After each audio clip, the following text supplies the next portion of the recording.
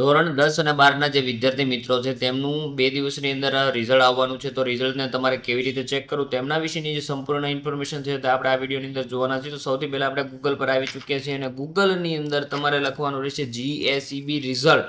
GSEB result તમે search કરશો એટલે તમને આ પ્રકારે એક વેબસાઇટ જોવા મળી જશે. તેમની અંદર તમે અહીંયા જોઈ શકો છો જીએસઈબીની જે મેઇન વેબસાઇટ છે આપણને અહીંયા આપવામાં આવેલી છે. ત્યાર પછી 2026ની અંદર જે લોકોએ એક્ઝામ આપી છે તેમને રિઝલ્ટ જોવા માટે અને એસએસસીના જે વિદ્યાર્થી છે એટલે એસએસસી એટલે ધોરણ 10ના વિદ્યાર્થીને રિઝલ્ટ જોવા માટે અહીંયા ક્લિક કરવાની રહેશે.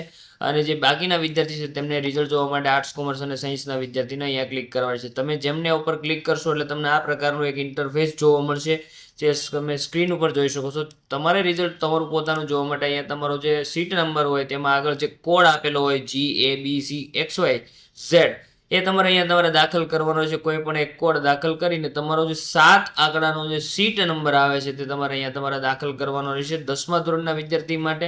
અને જે 12મા ધોરણના વિદ્યાર્થી જે છે તેમને 6 આંકડાનો જે સીટ નંબર આવે છે તે તમારે અહીંયા દાખલ કરવાનો રહેશે.